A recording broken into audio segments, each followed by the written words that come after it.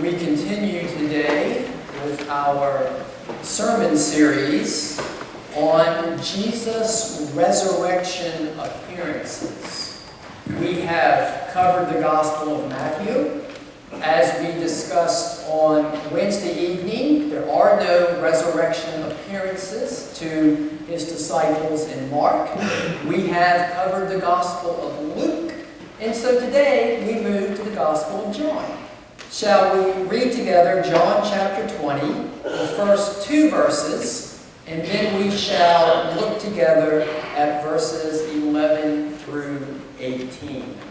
While you are finding John chapter 20, I do want to remind you, I wrote about this in my newsletter article last week, that next Sunday we will vote on Elizabeth the Ahoskie. She has requested ordination into ministry from our congregation. As is our procedure, the congregation will vote on this next week. If you have any questions for Elizabeth, or if there's anything you would like to say to Elizabeth, she is here this morning. You can call her throughout the week, you can email her, whatever the case may be. So let's read together John chapter 20, beginning with verse 1.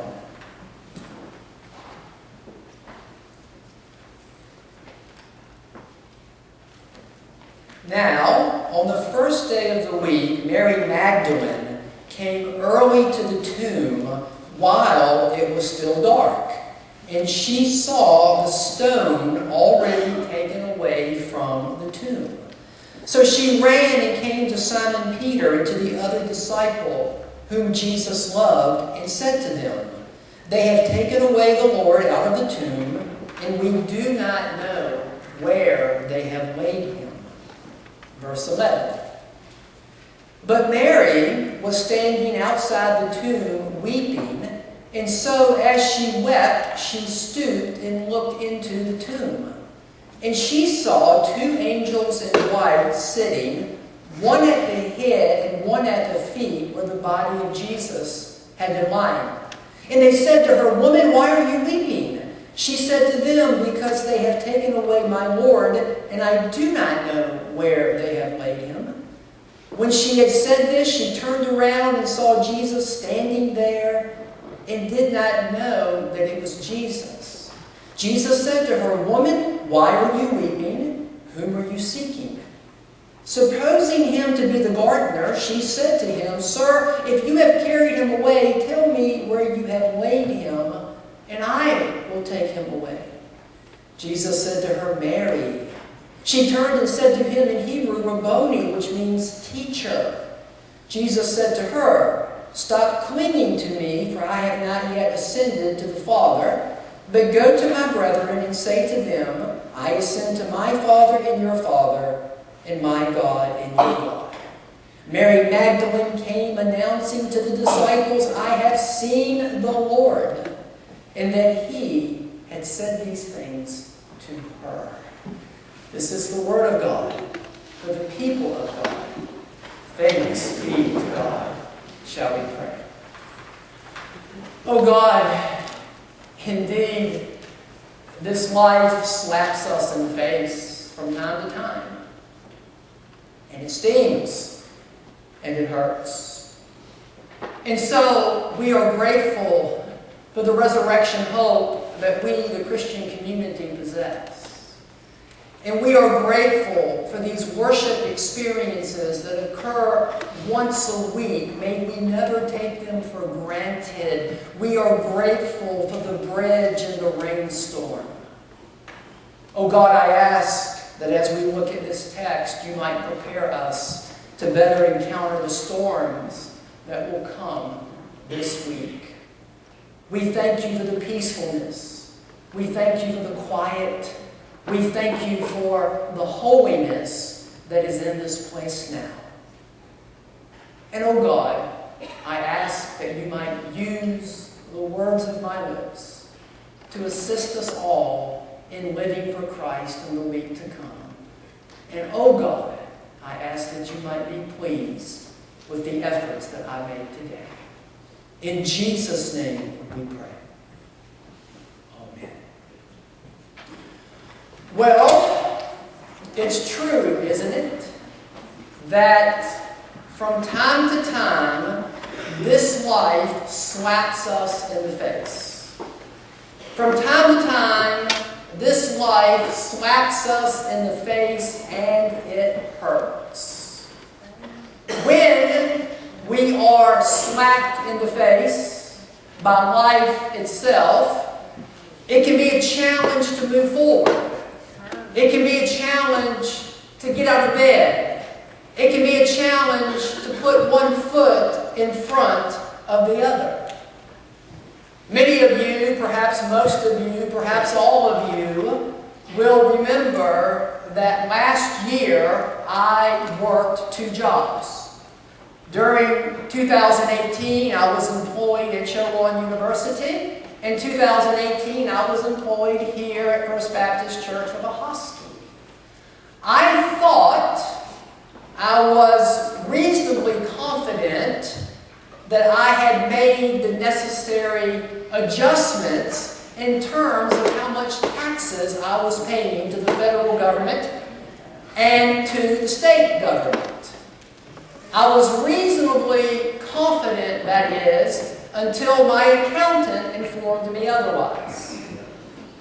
When I received the final numbers from my accountant for my taxes last year, we owed more money to the federal government than we have ever owed before. It was enough money, I'll not share with you the dollar amount, but it was enough money that it stung. It was a slap in the face, if you will. So I did what we have to do in these circumstances, or we go to jail. I paid the money that we owed the federal government, and then I moved forward. In our text for today, concerning Mary Magdalene, life has slapped Mary Magdalene in the face. It has slapped her across the face, and the sting is acute. The sting is sharp. The pain is deep. Allow me, if I may, to offer just a few words to you about Mary Magdalene herself. Mary Magdalene, often in the Christian imagination, gets confused with the sinful woman who anointed Jesus in the 7th chapter of Luke's Gospel. What is interesting about this sinful woman who anoints Jesus in Luke chapter 7 is that all the text says, and I went back and I looked at the Greek this week to make sure, all the text says is that she was a sinful woman. Now, of course, that could include some kind of sexual sin. I suppose it could include prostitution, but the text itself does not identify this woman in any way as a prostitute. Now, due to the influence of medieval Christian art, what has often happened is that this sinful woman who is not identified as a prostitute has been confused with Mary Magdalene. So a lot of folks think that Mary Magdalene was a sinful woman. A lot of folks think that Mary Magdalene was a prostitute. There is nothing in the text of the New Testament that indicates any such thing. There has been much confusion here with Mary Magdalene. So allow me to make you aware of what the text, what the New Testament Gospels do say to us about Mary Magdalene. We know from Luke chapter 8. And Luke chapter 8 is so interesting because it says that Jesus was going about from town to town. That Jesus was preaching the kingdom of God, and that the 12 disciples were with Jesus, and there were with Jesus apparently a group of traveling women. And Luke names them. One of the women that Luke names in chapter 8 is Mary Magdalene. Luke tells us that Mary Magdalene had been demon-possessed, and that she had 7 demons expelled from her. So we know that about Mary Magdalene. We also know that Mary Magdalene was present at Jesus' crucifixion. We find that in Matthew, we find that in Luke, we find that in John. And we know that in all four Gospels, Matthew, Mark, Luke, and John, Mary Magdalene was amongst the women who went to the tomb early on that Sunday morning.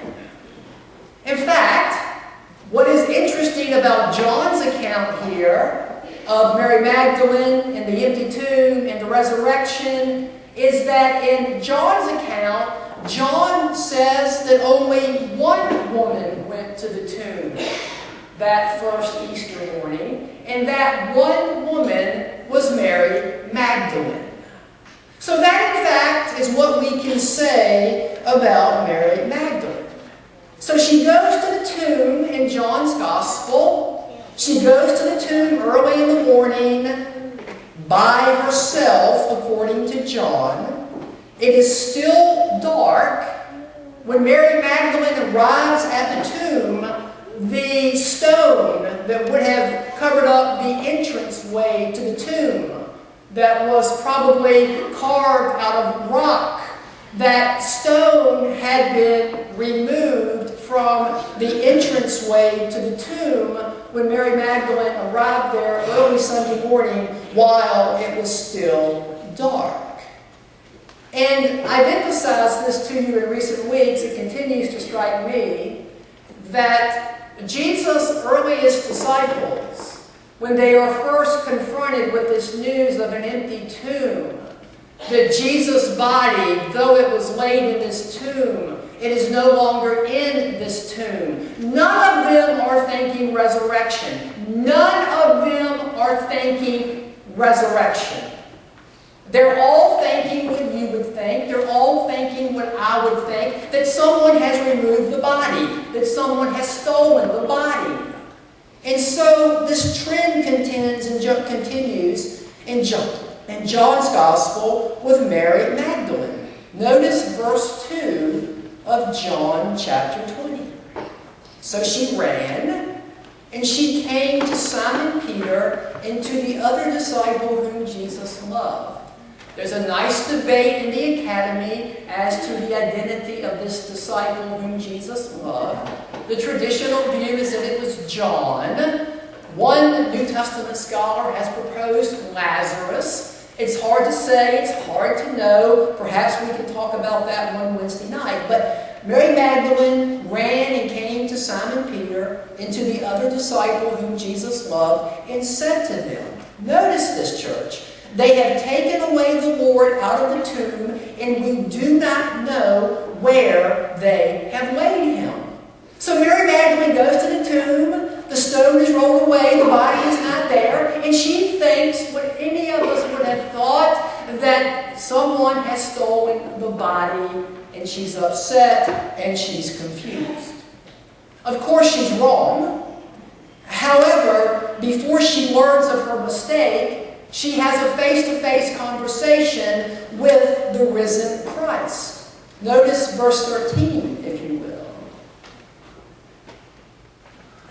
And they said to her, the two angels, Woman, why are you weeping? And she said to them, the two angels, because they have taken away my Lord. There it is. She's still not thinking resurrection. They have taken away my Lord, and I do not know where they have laid him. When she had said this, she turned around and saw Jesus standing there. So the resurrected Christ appears to Mary Magdalene, and she did not know that it was Jesus. Jesus said to her, Woman, why are you weeping? So Mary Magdalene is talking to the resurrected Christ, and she doesn't know she's talking to the resurrected Christ. Who does she think she's talking to? Well, notice. Jesus said to her, Woman, why are you weeping? Whom are you seeking? Supposing him to be the gardener. She thinks he's the gardener. She said to him, Sir, if you have carried him away, tell me where you have laid him, and I will take him away. And then, it's magnificent.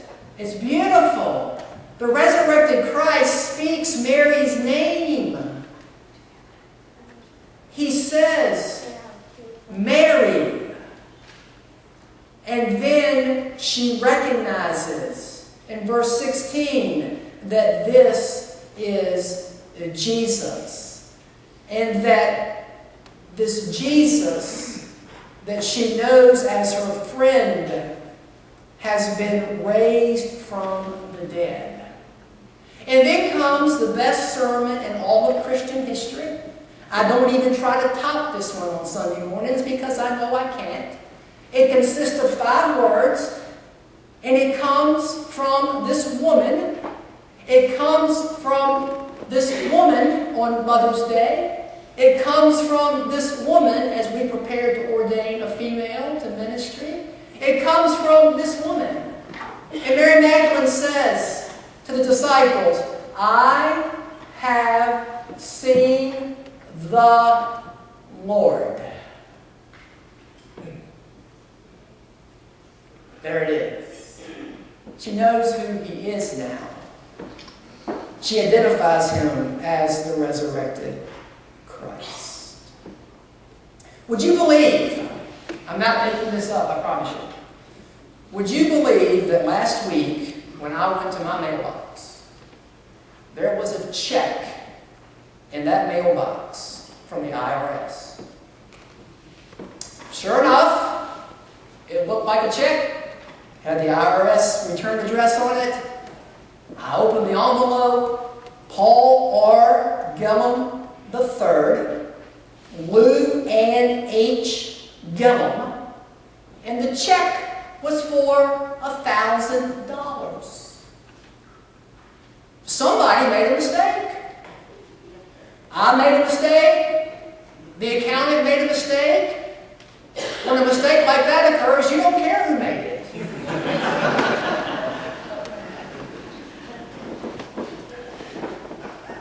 Now, the sting of all that money we had to pay is still there, but it's lessened a little bit. The sting, the slap, is not quite as sharp as it was. And this is what I love about Mary Magdalene in this text. She moves forward in her pain. Understand where Mary Magdalene is. She had hoped that Jesus was the Messiah. She had hoped that Jesus was this one that had been promised, that Jews were looking for, this promised one anointed by God to bring about God's kingdom on earth, to wipe away every tear, to conquer death, to deal with those Romans, to make every wrong right, to bring justice and peace. That's what she had banked on. She had loved this man. She had become friends with this man. She had followed this man. Luke chapter 8 says that she provided for this man along with other women out of her own means, out of her own finances. She had listened to his teaching. She had been moved. She had been spiritually fed. She felt closer to God than she's ever felt through the teachings of this Jesus of Nazareth. And he is crucified and killed by the Romans, and that was not how it was supposed to end. She's devastated. She's confused. She's depressed. She's sad. She's in dismay. And what does she do, church? What does she do? She continues to move forward. In the midst of her pain, in the midst of her despair, in the midst of her confusion, in the midst of her sadness, in the midst of her depression, in the midst of life slapping her in the face, she gets up in the morning, she puts one foot in front of the other, and she goes to the tomb to anoint Jesus' body, and then it happens. Right? Then it happens. She's met with resurrection. And that's the way it happens with us people of faith. That's the way it happens with us people of God. That's the way it happens with us people of the resurrection. Life slaps us in the face. But we get up and we go and we walk and we put one foot in front of the the other, and we continue to move forward. And often we are met with resurrection. Maybe it's a little bit of resurrection, like a check in the mailbox. Maybe it's a lot of resurrection, like a dead man raised to new life. But this is the hope that we share, and this is the hope that we as Christians practice. That when life smacks us in the face, we get up. We get up. As hard as it is, as difficult as it is, as challenging as it is, as much as you want to pull the covers over your head and stay in bed all day, you don't do that. You get up, you walk, you put one foot in front of the other, and you know what happens next. You know what happens next. You meet God. You encounter God. You encounter a little bit of resurrection. You encounter a lot of resurrection. But that's what happens to we people of faith and we people of God when we get out of bed after being slapped in the face and we move forward. It's what Mary Magdalene did. God bless Mary Magdalene. What an example for us. But you know what we've got to do, don't you? You know what we've got to do, don't you? In order for this to work, in order for us to experience God, in order for us to experience resurrection, whether it be a little or a lot, when life slaps us, we have got to get up and move forward. We have got to get up